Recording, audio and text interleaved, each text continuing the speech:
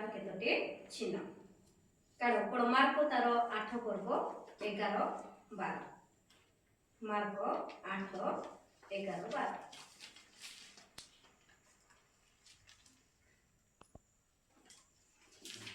ପରେ ଫାରୁସୀମାନେ ବାହାରି ଆସି ତାହାଙ୍କ ସାଙ୍ଗରେ ବାଦାନୁବାଦ କରିବାକୁ ଲାଗିଲେ ଓ ତାହାଙ୍କ ପରୀକ୍ଷା କରିବା ଅଭିପ୍ରାୟରେ ଆକାଶରୁ ଗୋଟିଏ ଚିହ୍ନ ମାଗିଲେ।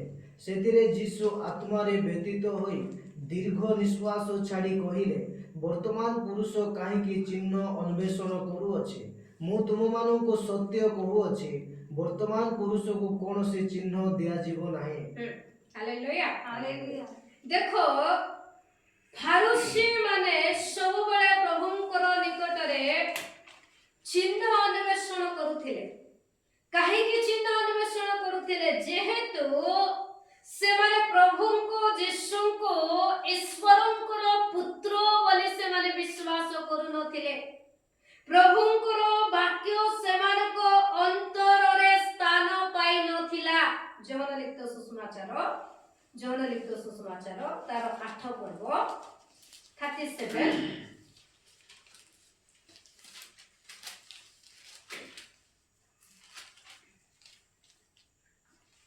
तुम्हें माने जे अब्राहम को वंश ताहा मु जाने किंतु मोहर वाक्य तुम मानक अंतरे स्थापन न पाइबारु तुम्हें माने मते बोध करबा को चेष्टा करूछ। हालेलुया प्रभु एठी प्रकाश करूछन्ते जे तुम्हे माने जे अब्राहम को वंश ताहा मु जाने प्रभु स्पष्ट भाबरे फारुसी मानकर हृदय को मन को चिंता को भावना को जानुथिले सेमानको हृदय रे ईश्वरंकर वाक्य स्थान पाई नथिला सेति पाई सेमाने जेतेबेले परमेश्वरंकर निकटरे बा यीशुंकर निकटरे जाउथिले परमेश्वरंकर पुत्र यीशु बोली करे सेमाने स्वीकार करू नथिले आ सेमानंकर जीवन प्रभुंकर वाक्य पड़े स्थान पाउनथिला जागा स्थानर अर्थ जागा मिलु नथिला प्रभु जेतेबेले वाक्य कहथिले अनेक से वाक्य अनेक दुखी दरिद्र पतित लोक माने मध्य से माने सुनुथिले किंतु सेमानको हृदय रे ईश्वरंकर वाक्य स्थान पाउ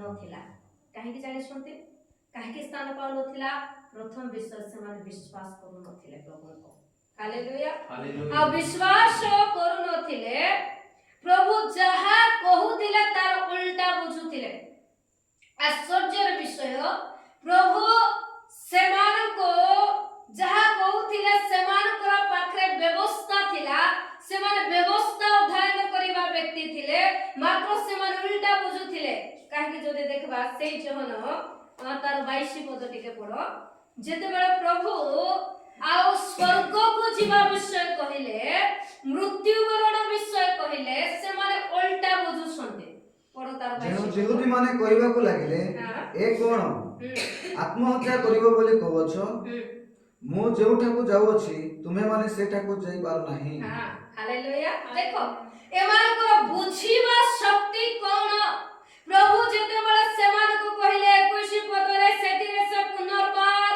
सेमान को कहिले मु जाउ अछि आ तुमे माने मते खोजिबो आपण आपण पाप रे मरिबो मु जेउठा को जाउ अछि तुमे माने सेठा को जाई पारो नाही प्रभु निजर क्रूस रे मृत्यु आ से स्वर्ग को पुनरुत्थान जीवा विषय कहला बेल को जीवदी माने बुझो नाहाते कोन बुझु संते से माने यीशु के जड़ आत्महत्या करबे परा हालेलुया स्थान पाउ नै वाक्य आजिर लोक मानक जीवन मध्ये प्रभु कर वाक्य स्थान पाउ नै हालेलुया सेति पाए से माने प्रभु को निकट गले चिन्ह आश्चर्य कर्म से माने मागंते देखंते इति लिखा जाय प्रभु कोन बोली कर कहउछन्ते से माने को समान को चक्षु खोला हेउ नै कर्ण खोला हेउ नै से माने आत्महत्या करबो बोली कर भाबुछन्ते आ गोटे विषय तार तळे पढंतो एठी लेखा अछि कोन बोली कर से माने भाबुछन्ते प्रभु को एकरे वाक्य स्थान पाउ नै से माने वाक्य को बुझी पाउ नहंते उल्टा बुझुछन्ते आ से माने प्रभु को कोन बोली भाबुछन्ते तार फटिवा तुमे माने तुम मानकर पितार कर्म सब କରୁଅଛ। ସେମାନେ ତାହାଙ୍କୁ କହିଲେ, ଆମେମାନେ ବ୍ୟଭିଚାରରୁ ଜାତ ହୋଇନାହୁଁ, ଆମ୍ଭମାନଙ୍କର ଏକମାତ୍ର ପିତା ସେ ଈଶ୍ୱର। ହାଲେଲୁୟା। ଏଠି ମଧ୍ୟ ପ୍ରଭୁ ଯେତେବେଳେ ତୁମେ ଶୈତାନର ସନ୍ତାନ, ତୁମେ ଅବ୍ରାହମଙ୍କର ସନ୍ତାନ ଯଦି ହେଇଥାନ୍ତ, ଅବ୍ରାହମଙ୍କର କର୍ମ କରିଥାନ୍ତ, ଆଉ ସେମାନେ କହୁଥିଲେ ଅବ୍ରାହମ ଆମମାନଙ୍କର ପିତା ବୋଲି, ତେବେ ପ୍ରଭୁ ତାଙ୍କୁ କହିଲେ ଅବ୍ରାହମଙ୍କର କର୍ମ କର। ମାତ୍ର ସେମାନେ କଣ କରୁଥିଲେ? ପ୍ରଭୁଙ୍କୁ ବୋଧ କରିବା ପାଇଁ ଚେଷ୍ଟା କରୁଥିଲେ। ପ୍ରଭୁଙ୍କର ବାକ୍ୟ ସେମାନଙ୍କ ହୃଦୟରେ ସ୍ଥାନ ନ ପାଏ, ସେମାନଙ୍କର ଭିତରେ ଶୈତାନ କାର୍ଯ୍ୟ କରୁଥିଲେ ଷଡ଼ଯନ୍ତ୍ର କରିବା ପାଇଁ, ପ୍ରଭୁଙ୍କୁ ବୋଧ କରିବା ପାଇଁ। ଆଉ ସେମାନେ କଣ କହୁଛନ୍ତି? ଆମ୍ଭେ ମାନେ ବ୍ୟଭିଚାରରୁ ଜାତ ହୋଇନାହୁଁ। ଏହାର ଅର୍ଥ କଣ? ହାଲେଲୁୟା। ତାର ଅର୍ଥ ଆମେ ଅଲଗା ବିଷୟକୁ ଆମେ ବାଛୁନୁ, ହୁଏତ ପ୍ରଭୁଙ୍କୁ ମଧ୍ୟ ଆଖ୍ୟା କରି ସେମାନେ କହୁଥିବେ। ସେଥିପାଇଁ ଏଠି ଲେଖାଯାଏ, ଯେତେବେଳେ ଫାରୁସୀ ମାନେ ଆଉ ବାଦାନବାଦ କରିବାକୁ ଲାଗିଲେ ପ୍ରଭୁଙ୍କ ନିକଟରେ ଆସି, ଆଉ ପ୍ରଭୁଙ୍କୁ ପରୀକ୍ଷା କରି, ଆଉ ସେମାନେ ପରୀକ୍ଷା କରିବା ଅଭିପ୍ରାୟରେ ଆକାଶର ଗୋଟିଏ ଚିହ୍ନ ମାଗିଲେ। Praise the Lord. ଆକାଶର ଚିହ୍ନ ମାଗିବା ପୂର୍ବରୁ ଅଲରେଡି ପ୍ରଭୁ ସେମାନଙ୍କୁ ଏକ ଆକାଶର ଚିହ୍ନ ଦେଇ ସାରିଥିଲେ। ସେଥିପାଇଁ ପ୍ରଭୁ କହିଲେ, ସେଥିରେ ଯୀଶୁ ଆତ୍ମାରେ ବ୍ୟତୀତ ହୋଇ ଦୀର୍ଘ ନିଶ୍ୱାସ ଛାଡ଼ି କହିଲେ, ବର୍ତ୍ତମାନ ପୁରୁଷ କାହିଁକି ଚିହ୍ନ ଅନ୍ୱେଷଣ କରୁଅଛି? ମୁଁ ତୁମମାନଙ୍କୁ ସତ୍ୟ କହୁଛି, ବର୍ତ୍ତମାନ ପୁରୁଷକୁ କୌଣସି ଚିହ୍ନ ଦିଆଯିବ ନାହିଁ। ପବିତ୍ର ଆତ୍ମା ମାର୍କ ପୁସ୍ତକରେ ଏହା ଜଣାଇଲେ। କିନ୍ତୁ ଯଦି ମାଥ୍ୟୁର ଯଦି ଦେଖିବା, ମାଥ୍ୟୁ ତାର 12 ପର୍ବ 38ରେ ଏଠି ଏମାନେ ଚିହ୍ନ ମାଗିଲେ, କିନ୍ତୁ ପ୍ରଭୁ ଏମାନଙ୍କୁ ଚିହ୍ନ ଦେଲେ ନାହିଁ, କିନ୍ତୁ ଅନ୍ୟ ବ୍ୟକ୍ତିକୁ ଚିହ୍ନ ପ୍ରକାଶ କଲେ। ମାଥ୍ୟୁରେ ଆମେ ଦେଖୁଛୁ ଚିହ୍ନ ଦେଖିବା ପାଇଁ ସେମାନେ ଇଚ୍ଛା କଲେ ବୋଲି। 12:38। ସେତେବେଳେ ଶାସ୍ତ୍ରୀ ଓ ଫାରୁସୀମାନଙ୍କ ମଧ୍ୟରୁ କେତେକ ଜଣ ତାହାଙ୍କୁ ଉତ୍ତର ଦେଲେ, ହେ ଗୁରୁ, ଆମେମାନେ ଆପଣଙ୍କ ଠାରୁ ଗୋଟିଏ ଚିହ୍ନ ଦେଖିବାକୁ ଇଚ୍ଛା କରୁଅଛୁ। କିନ୍ତୁ ସେ ସେମାନଙ୍କୁ ଉତ୍ତର ଦେଲେ, ଦୁଷ୍ଟ ଓ ବ୍ୟଭିଚାରୀ ବଂଶ ଚିହ୍ନ ଅନ୍ୱେଷଣ କରନ୍ତି, ମାତ୍ର ଭାବବାଦୀ ଜୁନସଙ୍କ ଚିହ୍ନ ବିନା ଅନ୍ୟ କୌଣସି ଚିହ୍ନ ସେମାନଙ୍କୁ ଦିଆଯିବ ନାହିଁ। ହାଲେଲୁୟା। Hallelujah. এই ଜାଗାରେ ସେମାନେ ଆଉ ଗୋଟେ ବିଷୟ ନେଇକରି ଆସୁଛନ୍ତି। ମାଗିଲେ, ଦେଖିବା ପାଇଁ ଚେଷ୍ଟା କଲେ, ପ୍ରଭୁଙ୍କୁ କହୁଛନ୍ତି, ପ୍ରଭୁ, ହେ ଗୁରୁ, ଆପଣମାନେ ଆପଣମାନଙ୍କ ଠାରୁ ଗୋଟେ ଚିହ୍ନ ଦେଖିବାକୁ ଇଚ୍ଛା କରୁଅଛୁ। ସେଟା କୋଉ ଚିହ୍ନ ଥିଲା? ଈଶ୍ୱରଙ୍କର ପୁତ୍ର ବୋଲି ତୁମେ ନିଜକୁ ପ୍ରମାଣ କର ବୋଲି ତାର ଅର୍ଥ। ହାଲେଲୁୟା। ମାତ୍ର ପ୍ରଭୁ କଣ କରୁଥିଲେ? ସେମାନଙ୍କୁ ତାର ଆଗରୁ ସଦା ପ୍ରଭୁ ଯାହା ଯାହା ଚିହ୍ନ ଦେବା କଥା ସେଇ ସବୁ ଚିହ୍ନ ଦେଇଥିଲେ। ପ୍ରଥମ ଚିହ୍ନ କଣ ଥିଲା? ଏ ଶାସ୍ତ୍ରୀ ମାନେ ବ୍ୟବସ୍ଥା ଧ୍ୟାନ କରିବା ବିଷୟ ଥିଲା। ପ୍ରଭୁ ଅଲରେଡି ଏକ ଚିହ୍ନ ପ୍ରକାଶ କରିଥିଲେ। ଦିନେ ପ୍ରଭୁ କଣ କଲେ? ଆହସ ରାଜାଙ୍କ ସମୟରେ, ଆହସ ଏକ ଦୁଷ୍ଟ ରାଜା ଥିଲା, କିନ୍ତୁ ପ୍ରଭୁ ତାକୁ ପଚାରିଲେ, ଜିସାଇ ତାର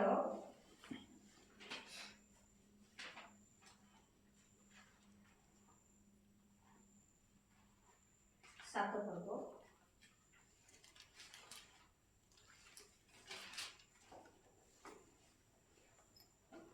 10 ପଦ 11 ପଦ। ଅନନ୍ତର ସଦାପ୍ରଭୁ ଆହାସଙ୍କୁ ଆହୁରି କହିଲେ, ତୁମେ ସଦାପ୍ରଭୁ ଆପଣା ପରମେଶ୍ୱରଙ୍କୁ ଏକ ଚିହ୍ନ ମାଗ, ଅଧଲୋକରେ କି ଉର୍ଦ୍ଧ୍ୱଲୋକରେ ହେଉ ମାଗ। ମାତ୍ର ଆହାସ କହିଲା, ମୁଁ ମାଗିବି ନାହିଁ କି ସଦାପ୍ରଭୁଙ୍କୁ ପରୀକ୍ଷା କରିବି ନାହିଁ। Hallelujah. ଯେତେବେଳେ ପରମେଶ୍ୱର ଆହସ ରାଜାଙ୍କୁ କହୁଛନ୍ତି, ଆହସ ଜଣେ ଦୁଷ୍ଟ ରାଜା ଥିଲା, ମାତ୍ର ପ୍ରଭୁ ହଠାତରେ ତାକୁ କଣ ବୋଲି କହିଲେ? ଆହସ, ଆଉ ଅଧଲୋକରେ କି ଉର୍ଦ୍ଧ୍ୱଲୋକରେ ହେଉ ମାଗ। ଏ ଦୁଇଟା ଚିହ୍ନ ଫାରୁସୀ ମାନେ ମଧ୍ୟ ମାଗୁଛନ୍ତି, ଆକାଶର ଆରେ ଦେଖିବା ପାଇଁ, ଅଧଲୋକ ଆଉ ଉର୍ଦ୍ଧ୍ୱଲୋକ। ତେବେ ଯେତେବେଳେ ପ୍ରଭୁ ତାକୁ କହିଲେ, ଆହସ କଣ କହୁଛନ୍ତି? ମୁଁ ମାଗିବି ନାହିଁ କି ସଦା ପ୍ରଭୁଙ୍କୁ ପରୀକ୍ଷା କରିବେ ନାହିଁ। ହାଲେଲୁୟା। କିନ୍ତୁ ଆମେ ଦେଖୁଛୁ ଫାରୁସୀ ମାନେ କଣ ପାଇଁ ଚିହ୍ନ ମାଗୁଛନ୍ତି? ପ୍ରଭୁଙ୍କୁ ପରୀକ୍ଷା କରିବା ପାଇଁ। ହାଲେଲୁୟା। କିନ୍ତୁ ଏ କଣ କହୁଛି? ମୁଁ ମାଗିବି ନାହିଁ, ସଦା ପ୍ରଭୁଙ୍କୁ ପରୀକ୍ଷା କରିବେ ନାହିଁ। Praise the Lord. Praise the ସେ Lord. ମାଗିଲା ନାହିଁ, କିନ୍ତୁ ପ୍ରଭୁ ଗୋଟେ ବିଷୟ କହିଲେ, ତାହା ପ୍ରଭୁ ଆଉ ଆଗାମୀ ଚିହ୍ନ ବିଷୟରେ ଜଣାଇଲେ। ଆଉ ତାହା ଥିଲା ପ୍ରଥମ ଚିହ୍ନ କଣ, ତାର 7 ପଦ, ତାର 14 ପଦ। ଏହେତୁ ପ୍ରଭୁ ଆପେ ତୁମମାନଙ୍କୁ ଏକ ଚିହ୍ନ ଦେବେ। ଦେଖ, ଏକ କନ୍ୟା ଗର୍ଭବତୀ ହୋଇ ଏକ ପୁତ୍ର ପ୍ରସବ କରିବ ଓ ତାହାର ନାମ ଇମାନୁଏଲ, ଆମମାନଙ୍କ ସହିତ ପରମେଶ୍ୱର ରଖିବ। ହାଲେଲୁୟା। Hallelujah. ଏହା ନୂତନ ନିୟମର ସଫଳ ହେବାକୁ ଯାଉଥିବା ଏକ ପ୍ରଥମ ଚିହ୍ନ ଥିଲା। Praise the Lord. Praise the Lord. କଣ ବୋଲି କରି ପ୍ରଭୁ କହିଲେ, ଏକ କନ୍ୟା ତୁମମାନଙ୍କୁ ଏକ ଚିହ୍ନ ଦେବେ। ପ୍ରଭୁ ଆପେ ଦେବେ, ଅନ୍ୟ ଲୋକ ନାହିଁ, ପ୍ରଭୁ ଦେବେ। ଆଉ ସେ ଚିହ୍ନ କଣ ହେବ, ଏକ କନ୍ୟା ବା ଏକ କୁମାରୀ ଗର୍ଭବତୀ ହେବ। ଏହା ସେମାନଙ୍କ ନିକଟରେ ଏକ ଚିହ୍ନ ସ୍ୱରୂପ ଥିଲା। Praise the Lord. Praise the Lord. Hallelujah. Hallelujah. ଯେତେବେଳେ ଆମେ ଦେଖୁଛୁ ତାହା ସଫଳ ହେଲା ମାଥ୍ୟୁ ଲିଖିତ ସୁସମାଚାର ତାର 1 ଅଧ୍ୟାୟରେ।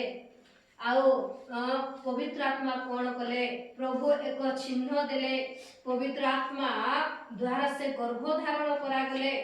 ପରନ୍ତୁ ତାର 1 ପର୍ବ ମାଥ୍ୟୁ 1:23। ଦେଖ, ଜଣେ କନ୍ୟା ଗର୍ଭବତୀ ହୋଇ ପୁତ୍ର ପ୍ରସବ କରିବେ, ଆଉ ଲୋକେ ତାହାଙ୍କ ନାମ ଇମାନୁଏଲ ଦେବେ। ଏହି ନାମର ଅର୍ଥ ଆମମାନଙ୍କ ସହିତ ଈଶ୍ୱର। ହାଲେଲୁୟା। Hallelujah. ଏ ଚିହ୍ନ ସଫଳ ହେଲା, ଯାହା 700 ବର୍ଷର ପ୍ରଭୁ ଯାହା ଆଗରୁ କହିଥିଲେ, ତାହା ନୂତନ ନିୟମରେ ଏହା ଏକ ଚିହ୍ନ ଥିଲା। ଏମାନେ ମାଗିବା ପୂର୍ବରୁ ଶାସ୍ତ୍ରକୁ ଅନୁସନ୍ଧାନ କରିବାର ଆବଶ୍ୟକତା ଥିଲା। ହାଲେଲୁୟା। Hallelujah. କାହିଁକି ଏମାନେ ବ୍ୟବସ୍ଥା ଜାଣିବା ବ୍ୟକ୍ତିମାନେ ଥିଲେ, ବ୍ୟବସ୍ଥାଜ୍ଞ ଶାସ୍ତ୍ରଜ୍ଞମାନେ ଥିଲେ, ଶାସ୍ତ୍ରକୁ ଅନୁସନ୍ଧାନ କରିବାର ବିଷୟ ଥିଲା। କାହିଁକି ନା ପ୍ରଭୁ ଏ ଚିହ୍ନ ବିଷୟରେ କହିଥିଲେ। ଆଉ ଯେତେବେଳେ ସ୍ୱର୍ଗର ଗାବ୍ରିଏଲ ଦୂତ ଆଣିକରି ସୁସମ୍ବାଦ ଦଉଛନ୍ତି ମରିୟମକୁ, ଯୋସେଫକୁ, ଆଉ ଯୋସେଫ ସେଦିନ ଏହାକୁ ଗ୍ରହଣ କଲେ ବୋଲି ଲେଖା ଅଛି। ଆଉ ତାର 25 ପଦ, କିନ୍ତୁ ସେ ପୁତ୍ର ପ୍ରସବ ନ କରିବା ପର୍ଯ୍ୟନ୍ତ ତାଙ୍କ ସହବାସ କଲେ ନାହିଁ, ଆଉ ସେ ପୁତ୍ରଙ୍କ ନାମ ଯୀଶୁ ଦେଲେ। ହାଲେଲୁୟା। Hallelujah. ଆଉ ନିଜର ପୁତ୍ର ନାହିଁ, ସଦା ପ୍ରଭୁଙ୍କର ବା ପବିତ୍ର ଆତ୍ମାଙ୍କ ଦ୍ୱାରା ଯେତେବେଳେ ମରିୟମ ଗର୍ଭ ଧାରଣ କଲେ ଆଉ ଏକ ପୁତ୍ର ଜନ୍ମ ଗ୍ରହଣ କଲା, ତାର ନାମ ଯୀଶୁ ଦେଲେ। Praise the Lord. Praise the Lord. Hallelujah. Hallelujah. Hallelujah. Hallelujah. ଆଉ ଯେତେବେଳେ ଯୀଶୁଙ୍କ ନିକଟରେ ଯାଉଛନ୍ତି, ଏମାନଙ୍କର ପାଖରେ ଏତେ ଜ୍ଞାନ ଥିଲା ଯେ ଯୀଶୁଙ୍କର ବ୍ୟାକଗ୍ରାଉଣ୍ଡକୁ ମଧ୍ୟ ଏମାନେ ଚେକ୍ କରିଥିଲେ। Praise the Lord. ମାତ୍ର ଏମାନଙ୍କର ଜୀବନରେ ପ୍ରଭୁଙ୍କର ଅନୁସନ୍ଧାନ କରିବା ପରେ ମଧ୍ୟ ପ୍ରଭୁଙ୍କର ବ୍ୟାକଗ୍ରାଉଣ୍ଡ, ତାଙ୍କର ପଶ୍ଚାତ କାର୍ଯ୍ୟ କ୍ରିୟା, ତାଙ୍କର ବାକ୍ୟ ଏମାନଙ୍କ ହୃଦୟରେ ସ୍ଥାନ ପାଉନାହିଁ, ବିଶ୍ୱାସ କରିପାରୁନାହାନ୍ତି। ଆହୁରି ଚିହ୍ନ ମାଗୁଛନ୍ତି। ଦ୍ୱିତୀୟ ଚିହ୍ନ ମଧ୍ୟ ପ୍ରଭୁ ଦେଇ ସାରିଥିଲେ। ଲୋକ ଲିଖିତ ସୁସମାଚାର, ଯାହା ସେମାନେ ଦେଖିବା ପାଇଁ ଚେଷ୍ଟା କରୁଥିଲେ, କିନ୍ତୁ ସେ ଦୁଷ୍ଟ ବଂଶକୁ ଦେଇନାହାନ୍ତି। ପ୍ରଭୁ ନମ୍ର ଲୋକମାନଙ୍କୁ, ଅଲଗା ଲୋକମାନଙ୍କୁ ସେ ଚିହ୍ନ ଦେଖାଇଥିଲେ। କଣ ଦ୍ୱିତୀୟ ଚିହ୍ନ? ଲୋକ 2:11। ପ୍ରଭୁ କାହାକୁ ଏ ଦ୍ୱିତୀୟ ଚିହ୍ନ ଦେଇଥିଲେ? କାରଣ ଆଜି ଦାଉଦଙ୍କ ନଗରରେ ତୁମମାନଙ୍କ ନିମନ୍ତେ ତ୍ରାଣକର୍ତ୍ତା ଜନ୍ମଗ୍ରହଣ କରିଅଛନ୍ତି, ସେ ଖ୍ରୀଷ୍ଟ ପ୍ରଭୁ। ଆଉ ତୁମମାନଙ୍କ ନିମନ୍ତେ ଏହା ଚିହ୍ନ ସ୍ୱରୂପ ହେବ, ତୁମେମାନେ ଜଣେ ଶିଶୁକୁ ଲୁଗାରେ ଗୁଡ଼ା ହୋଇ ଗୁହାଳ କୁଣ୍ଡରେ ଶୋଇଥିବାର ଦେଖିବ। ହାଲେଲୁୟା। Hallelujah. ଏ ଚିହ୍ନ ମାଗିବା ପୂର୍ବରୁ ପ୍ରଭୁ ଯାହା କହି ଯାଉଛନ୍ତି, ତାଙ୍କର ଜନ୍ମ ବିଷୟ ଘଟଣାବଳୀକୁ ଏମାନଙ୍କୁ ସନ୍ଧାନ କରିବାର ଆବଶ୍ୟକତା ଥିଲା। ହାଲେଲୁୟା। Hallelujah. କାହିଁକି ଏ ଚିହ୍ନ ଆପେ ପ୍ରଭୁ ଦେଲେ? ଯେତେବେଳେ ପ୍ରଭୁ ଜନ୍ମଗ୍ରହଣ କଲେ, ମେଷପାଳକ ମାନଙ୍କର ଚତୁର୍ଦିଗରେ କଣ ହେଲା ବୋଲି ଲେଖା ଅଛି ତାର 9 ପଦରେ, ପ୍ରଭୁଙ୍କର ଜଣେ ଦୂତ ସେମାନଙ୍କର ନିକଟରେ ଉପସ୍ଥିତ ହେଲେ, ପୁଣି ପ୍ରଭୁଙ୍କର ଗୌରବର ଜ୍ୟୋତି ସେମାନଙ୍କର ଚତୁର୍ଦିଗରେ ପ୍ରକାଶିତ ହେଲା। ଯେତେବେଳେ ଗୌରବର ଜ୍ୟୋତି ପ୍ରକାଶିତ ହେଲା, ସେତେବେଳେ ଦୂତ ସେମାନଙ୍କୁ କହିଲେ, ତୁମେ ଭୟ କର ନାହିଁ, କାରଣ ତୁମମାନଙ୍କ ନିମନ୍ତେ ଏକ ଆନନ୍ଦଜନକ ସୁସମାଚାର ତୁମମାନଙ୍କୁ ଜଣାଉଛି। ଆଉ ତାପରେ ତାଙ୍କୁ କହୁଛନ୍ତି, ଆଜି ଦାଉଦଙ୍କ ନଗର ତୁମମାନଙ୍କ ନିମନ୍ତେ ଏକ ତ୍ରାଣକର୍ତ୍ତା ଜନ୍ମଗ୍ରହଣ କରି ଅଛନ୍ତି, ଆଉ ସେ ଖ୍ରୀଷ୍ଟ ପ୍ରଭୁ। ହାଲେଲୁୟା। Hallelujah. ଆଉ ସେତେବେଳେ ଏହା କହିଲେ, ତମେ ଯାଇକରି ଦେଖିବ।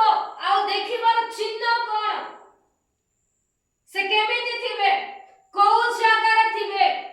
Praise the Lord. Praise the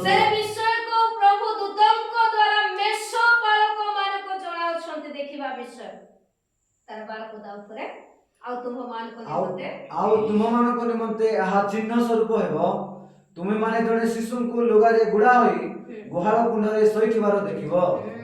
hallelujah. Hallelujah. ଆଉ ଏହା ତୁମ ମାନଙ୍କ ନିମନ୍ତେ ଚିହ୍ନ ସ୍ୱରୂପ ହେବ।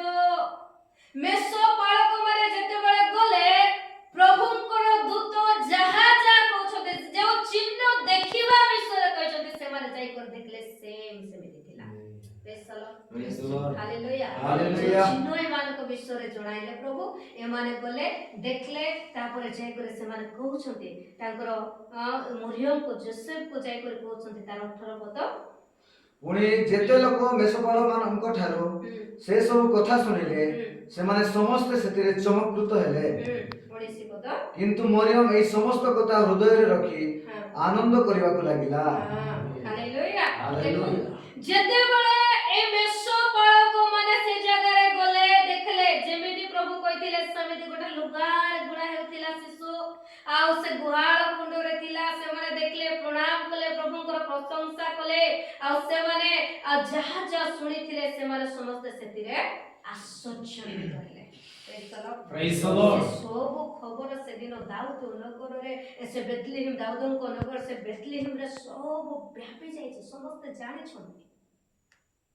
ଆଉ ଜାଣିଛନ୍ତି ତା ତଳେ ଯଦି ଆମେ ପଢବା, ତାର 20 ପଦ ଯଦି ପଢବା, ଆଉ ମେଷ ପାଳକ ମାନେ ଯେପରି କୁହାଯାଇଥିଲା ସେପରି ସେମାନେ ଯାହା ଯାହା ଶୁଣିଲେ ଓ ଦେଖିଲେ, ସେ ସମସ୍ତ ସକାଶେ ଈଶ୍ୱରଙ୍କ ଗୌରବ ପ୍ରଶଂସା କରୁ କରୁ ବାହୁଡ଼ି ହାଲେଲୁୟା। ସେମାନେ ପ୍ରଭୁଙ୍କର ପ୍ରଶଂସା କଲେ, ପ୍ରଭୁଙ୍କର ଆରାଧନା କଲେ, ଯାଇକରି ପ୍ରଚାର ମଧ୍ୟ କରିଛନ୍ତି। କାହିଁକି? ଯୀଶୁ ଯେତେବେଳେ ଜନ୍ମ ଗ୍ରହଣ କଲେ ସବୁଠାରୁ ଏକ ଅଲଗା ଜନ୍ମ ତାଙ୍କର ଜୀବନରେ ଆମେ ଦେଖିବାକୁ ପାଉଛୁ। ସାଧାରଣ ଜନ୍ମ ହିଁ ନାହିଁ, ସେ ଜନ୍ମ ହେଲେ ଏକ ମହିମା ସହିତ ଜନ୍ମ ହେଲେ। ହାଲେଲୁୟା। ସେ ଜନ୍ମ ହେଲା ବେଳେ ସ୍ୱର୍ଗର ଏକ ଜ୍ୟୋତି ପ୍ରକାଶିତ ହେଲା। ହାଲେଲୁୟା। ସେ ଜନ୍ମ ହେଲା ବେଳେ ବାକ୍ୟ ପ୍ରକାଶ କରେ। ଆଉ କଣ କରାଗଲା, ଯୋଉ ଚିହ୍ନ ବିଷୟରେ କୁହାଯାଉଛି, ଯୀଶୁ ଯାହା ଦେଖିଲେ, ଯୀଶୁଙ୍କ ଦ୍ୱାରା ପାଳକ ମାନେ, ମେଷ ପାଳକ ମାନେ ଯାହା ଦେଖିଲେ, ତାହା କେତେ ଦୂରରୁ ପଣ୍ଡିତ ମାନେ ମଧ୍ୟ ଏକ ତାରାକୁ ଦେଖିଲେ। ହାଲେଲୁୟା। ସେମାନେ ମଧ୍ୟ ବାକ୍ୟ ପ୍ରକାଶ କରେ ମାଥ୍ୟୁ ତାର 2:1-2, ତାଙ୍କୁ ମଧ୍ୟ ପ୍ରଭୁ ଏକ ଚିହ୍ନ ସ୍ୱରୂପେ ଜଣାଇଲେ। ଆଉ ସେମାନେ ଶାସ୍ତ୍ର ଅନୁସନ୍ଧାନ କରିଛନ୍ତି। ବାକ୍ୟରେ ଲେଖାଯାଏ, ପ୍ରଧାନ ମାନେ, ଯାଜକ ମାନେ, ଶାସ୍ତ୍ରୀ ମାନେ, ଏ ପଣ୍ଡିତ ମାନଙ୍କୁ ଆଉ ଶାସ୍ତ୍ର ଅନୁସନ୍ଧାନ କରାଯାଇଥିଲା। ହେରୋଦ ରାଜା ଆଉ ଶାସ୍ତ୍ର ଅନୁସନ୍ଧାନ କରାଇ ସେମାନଙ୍କ ନିକଟରେ ସୂକ୍ଷ୍ମ ବିଷୟରେ ସେ ବୁଝିଥିଲେ। ମାଥ୍ୟୁ 2:1-2। ହେରୋଦ ରାଜାଙ୍କ ସମୟରେ ଜିହୁଦା ପ୍ରଦେଶର ବେଥଲେହେମରେ ଯୀଶୁ ଜନ୍ମ ହେବା ପରେ, ଦେଖ, ପୂର୍ବ ଦେଶର କେତେକ ପଣ୍ଡିତ ଜେରୁସାଲେମକୁ ଆସି କହିଲେ, ଯହୂଦୀମାନଙ୍କର ଯେଉଁ ରାଜା ଜନ୍ମଗ୍ରହଣ କରିଅଛନ୍ତି ସେ କେଉଁଠାରେ? କାରଣ ଆମେମାନେ ପୂର୍ବ ଦେଶରେ ତାହାଙ୍କ ତାରା ଦେଖି ତାହାଙ୍କୁ ପ୍ରଣାମ କରିବାକୁ ଆସିଅଛୁ। ହାଲେଲୁୟା। ଦେଖ, ସେମାନଙ୍କ ନିକଟରେ ମଧ୍ୟ ପ୍ରଭୁ ଏକ ଚିହ୍ନ ସ୍ୱରୂପ ପ୍ରକାଶ କଲେ। ସେମାନଙ୍କର ପଥର ଯାତ୍ରାରେ ପ୍ରଭୁ କଣ ଦଉଛନ୍ତି? ଏକ ଚିହ୍ନ ଦଉଛନ୍ତି। ଯେତେବେଳେ ସେମାନେ ଆସିଲେ, ଆଉ ଜିହୁଦାର ରାଜା କିଏ ଥିଲେ ସେ ସମୟରେ? ଆଉ ଜିହୁଦା ପ୍ରଦେଶ ରାଜା ହେରୋଦ ଥିଲେ। ହେରୋଦ ନିକଟରେ ସେମାନେ ଆସିକରି ପଚାରୁଛନ୍ତି, ଆଉ ରାଜା କେଉଁଠାରେ ଜନ୍ମ ଗ୍ରହଣ କରିଛନ୍ତି? କାହିଁକି ଆମେ ପୂର୍ବ ଦେଶରେ ତାରା ଦେଖି ତାହାଙ୍କୁ ପ୍ରଣାମ କରିବାକୁ ଆସେ ଅଛୁ। ତାପରେ ହେରୋଦ କଣ କଲେ ବୋଲି ଲେଖା ଅଛି, ସେ ଉଦ୍ବିଗ୍ନ ହେଲେ, ମୁଁ ତ ରାଜା ଅଛି, ମୋର ଥାଉ ଥାଉ ଆଉ କେଉଁ ରାଜା ଉତ୍ପନ୍ନ ହେଲେ?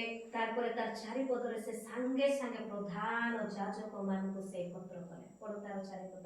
ପୁଣି ସେ ଲୋକଙ୍କର ସମସ୍ତ ପ୍ରଧାନ ଯାଜକ ଓ ଶାସ୍ତ୍ରୀଙ୍କୁ ଏକତ୍ର କରି ଖ୍ରୀଷ୍ଟ କେଉଁଠାରେ ଜନ୍ମଗ୍ରହଣ କରିବେ ତାହା ସେମାନଙ୍କ ଠାରୁ ବୁଝି ନେବାକୁ ଚେଷ୍ଟା କଲେ। ହାଲେଲୁୟା।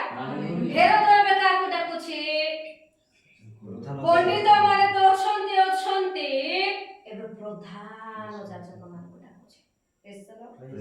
ଶାସ୍ତ୍ରୀ ମାନଙ୍କୁ ମଧ୍ୟ ଡାକୁଛି। ଏଠି ଲେଖା ଅଛି, ଯେଉଁମାନେ ଶାସ୍ତ୍ର ଅଧ୍ୟୟନ କରୁଥିଲେ ସେମାନଙ୍କୁ ମଧ୍ୟ ମଧ୍ୟ ଡାକୁଛି ସମସ୍ତ ପ୍ରଧାନ ଯାଜକ ଓ ଶାସ୍ତ୍ରୀଙ୍କୁ ଏକତ୍ର କରି ଖ୍ରୀଷ୍ଟ କେଉଁଠାରେ ଜନ୍ମ ଗ୍ରହଣ କରିବେ ତାହା ସେମାନଙ୍କ ଠାରୁ ବୁଝି ନେବାକୁ ଚେଷ୍ଟା କଲେ। ଏ ସମସ୍ତେ କୋଉ ଜାଗା ବୋଲି କରି କହିଲେ ତାର 6 ପଦ। ଆଉ ଗୋ ଜିହୁଦାଙ୍କ ପ୍ରଦେଶର ବେଥଲେହେମ୍ ତୁ ଜିହୁଦାର ପ୍ରଧାନ ନଗର ସମୂହ ମଧ୍ୟରେ କୌଣସି ପ୍ରକାରେ କ୍ଷୁଦ୍ରତମ ନୁହଁ, କାରଣ ଯେ ଆମର ଇସ୍ରାଏଲ ଲୋକଙ୍କୁ ପ୍ରତିପାଳନ କରିବେ ଏପରି ଜଣେ ଶାସନକର୍ତ୍ତା ତୋ ଠାରୁ ଉତ୍ପନ୍ନ ହେବେ। ହାଲେଲୁୟା। ତାର 5 ପଦ ସେମାନେ ତାଙ୍କୁ କହିଲେ ଜିହୁଦା ପ୍ରଦେଶର ବେଥଲେହେମରେ, କାରଣ ଭାବବାଦୀଙ୍କ ଦ୍ୱାରା ଏପରି ଲେଖା ଅଛି। Praise the Lord. Praise the Lord. Hallelujah. Hallelujah. ଶାସ୍ତ୍ରଜ୍ଞମାନେ ଅନୁସନ୍ଧାନ କରି ସାରିଛନ୍ତି, ପ୍ରେଜ୍ ଦ ଲର୍ଡ। କିନ୍ତୁ ପୁନର୍ବାର ପ୍ରଭୁଙ୍କ ନିକଟ ଚିହ୍ନ ମାଗୁଛନ୍ତି। ସେ ଚିହ୍ନ ଆଗରୁ ପ୍ରଭୁ ପ୍ରକାଶ କରିଛନ୍ତି। ଏମାନଙ୍କୁ ଆବଶ୍ୟକତା ନଥିଲା, ଯାହା ପ୍ରଭୁ ଦେଇଥିଲେ ସେ ଚିହ୍ନ ଦ୍ୱାରା ଏମାନେ ଜାଣିବାର ଥିଲା, ବୁଝିବାର ଥିଲା ପ୍ରଭୁ ହିଁ ଈଶ୍ୱରଙ୍କର ପୁତ୍ର ଅଟନ୍ତି। ଏହା ସେମାନଙ୍କୁ ବିଶ୍ୱାସ କରିବାର ଆବଶ୍ୟକତା ଥିଲା, କିନ୍ତୁ ସେମାନେ ବୁଝି ପାରୁନାହାନ୍ତି। ହେରୋଦ ମଧ୍ୟ ଆଉ ଥରେ ପଣ୍ଡିତ ମାନଙ୍କ ନିକଟରେ ଗଲେ, ତାର 7 ପଦରେ ଲେଖା ଅଛି। ତାହାପରେ ହେରୋଦ ପଣ୍ଡିତ ମାନଙ୍କୁ ଗୋପନରେ ଡାକି ସେଇ ତାରା କେଉଁ ସମୟରେ ଦେଖାଗଲା ଏହା ସେମାନଙ୍କ ଠାରୁ ସୂକ୍ଷ୍ମ ରୂପେ ବୁଝି ନେଲେ। ପ୍ରେଜ୍ ଦ ଲର୍ଡ। ହେରୋଦ ଆଉ ଥରେ ସେ ବିଷୟକୁ ରିପିଟ୍ କରି ସେ ବୁଝୁଛନ୍ତି, ଅତି ସୂକ୍ଷ୍ମ ଭାବରେ, ସ୍ପଷ୍ଟ ଭାବରେ। ଆଉ ସେଦିନ ପ୍ରକାଶ କରାଗଲା ଯେ ଯୀଶୁ ବେଥଲେହେମରେ ଏକ ଗୁହାଳ କୁଣ୍ଡରେ ଜନ୍ମଗ୍ରହଣ କଲେ। ହାଲେଲୁୟା। ଶାସ୍ତ୍ରଜ୍ଞମାନେ, ପ୍ରଧାନ ଯାଜକମାନେ ସେଦିନ ହେରୋଦ ରାଜାଙ୍କ ନିକଟରେ ପ୍ରମାଣିତ କଲେ। ସେଥିପାଇଁ ହେରୋଦ 2 ବର୍ଷର ତଳର ଶିଶୁମାନଙ୍କୁ ସେ କଣ କରିଛି? ହତ୍ୟା କରିଛି। ହାଲେଲୁୟା। ହାଲେଲୁୟା। ହାଲେଲୁୟା। ସମୟ ଆସୁଛି ଯୀଶୁ ଯେତେବେଳେ ସେବା କାର୍ଯ୍ୟରେ ଲାଗିଛନ୍ତି, ସେ ସମୟରେ ସେମାନେ କଣ କରୁଛନ୍ତି? ଆଉ ସେମାନେ ଚିହ୍ନ ମାଗୁଛନ୍ତି। ପ୍ରେଜ୍ ଦ ଲର୍ଡ। ବିଲିୟମ ଦିନେ ଦର୍ଶନ ଦେଖିଲେ। ବିଲିୟମ ଗଣନା ତାର 24 ତାର 17ରେ ଆଉ ପ୍ରଭୁ ଯେତେବେଳେ ତାକୁ ଦର୍ଶନ ଦେଲେ, ପ୍ରଭୁଙ୍କର ଏହି ଜନ୍ମ ବିଷୟରେ ସେ ବେଥଲେହେମ ବିଷୟରେ ମିଖା ମଧ୍ୟ ଯାହା ପ୍ରକାଶ କରିଛନ୍ତି ତା ସହିତ ଗଣନା ଟିକେ ଆମେ ପଢିବା। ମୁଁ ତାହାଙ୍କୁ ଦେଖିଅଛି, ମାତ୍ର ସେ ବର୍ତ୍ତମାନ ନୁହନ୍ତି। ମୁଁ ତାହାଙ୍କ ଦର୍ଶନ ପାଇଅଛି, ମାତ୍ର ସେ ନିକଟବର୍ତ୍ତୀ ନୁହନ୍ତି। ଯାକୁବ ଠାରୁ ଏକ ତାରା ଉଦିତ ହେବ ଓ ଇସ୍ରାଏଲ ଠାରୁ ଏକ ରାଜଦଣ୍ଡ ଉଦିତ ହେବ। ତାହା ମୋଆବର ପାର୍ଶ୍ୱଭେଦ କରିବ ଓ କଳହର ସମସ୍ତ ସନ୍ତାନକୁ ଚୂର୍ଣ୍ଣ କରିବ। ହାଲେଲୁୟା। ବିଲିୟମ ମଧ୍ୟ ଶେଷ ଭବିଷ୍ୟତବାଣୀ ଥିଲା। ଆଉ ତାର ଶେଷ ଭବିଷ୍ୟତବାଣୀରେ ସେ ଗୋଟେ ଦର୍ଶନ ଦେଖୁଛନ୍ତି। ଆଉ ସେ କହୁଛନ୍ତି, ପ୍ରଭୁଙ୍କର ବାକ୍ୟକୁ ଶୁଣିଲେ ଆଉ ତାର 16 ଯଦି ଦେଖିବା ଯେ ପରମେଶ୍ୱରଙ୍କର ବାକ୍ୟ ଶୁଣୁଅଛି ଓ ସର୍ବ ପ୍ରଧାନଙ୍କର ତତ୍ତ୍ୱ ଜାଣୁଅଛି, ଯେ ସର୍ବଶକ୍ତିମାନଙ୍କର ଦର୍ଶନ ପାଉଅଛି। ସେ ତଳେ ପଡି ଅପ୍ରସନ୍ନ ଚକ୍ଷୁ ହୋଇ କହୁଅଛି। କିଏ? ବିଲିୟମ ତଳେ ପଡି କରି ସେ ଦର୍ଶନ ଦେଖୁଛନ୍ତି। ଆଉ କହୁଛନ୍ତି କଣ ସେ ଦେଖୁଛନ୍ତି ଆଉ କଣ ସେ କହୁଛନ୍ତି? ଦେଖ ସେ କଣ ଦେଖୁଛନ୍ତି? ମୁଁ ତାହାଙ୍କୁ ଦେଖୁଅଛି, ମାତ୍ର ସେ ବର୍ତ୍ତମାନ ନୁହନ୍ତି। ହାଲେଲୁୟା। ବିଲିୟମଙ୍କର ବର୍ତ୍ତମାନର ସମୟ ଥିଲା ପୁରାତନ ନିୟମ। ସେ ବର୍ତ୍ତମାନ ନୁହନ୍ତି। ମୁଁ ତାହାଙ୍କର ଦର୍ଶନ ପାଉଅଛି, ମାତ୍ର ସେ ନିକଟବର୍ତ୍ତୀ ନୁହନ୍ତି। ଯାକୁବ ଠାରୁ ଏକ ତାରା ଉଦିତ ହେବ ଓ ଇସ୍ରାଏଲ ଠାରୁ ଏକ ରାଜଦଣ୍ଡ ଉତ୍ଥିତ ହେବ। ତାହା ମୋଆବର ପାର୍ଶ୍ୱ ଭେଦ କରିବ ଓ କଳହର ସମସ୍ତ ସନ୍ତାନକୁ ଚୂର୍ଣ୍ଣ କରିବ। ଅର୍ଥାତ୍ ପ୍ରଭୁଙ୍କର ବିଷୟରେ ସେ କଣ କଲେ? ଦର୍ଶନ ପ୍ରାପ୍ତ ହେଲେ। ହାଲେଲୁୟା। ଆଉ ଏ ଦର୍ଶନ ମଧ୍ୟ ଆଉ ପ୍ରକାଶ କରାଯାଇଥିଲା। ତେବେ ପ୍ରିୟ ମଣ୍ଡଳୀ, ଦ୍ୱିତୀୟ ଚିହ୍ନ ଆମେ ଦେଖିଲୁ। ଦ୍ୱିତୀୟ ଚିହ୍ନ ମଧ୍ୟ ପ୍ରଭୁ ପ୍ରକାଶ କରି ସାରିଥିଲେ।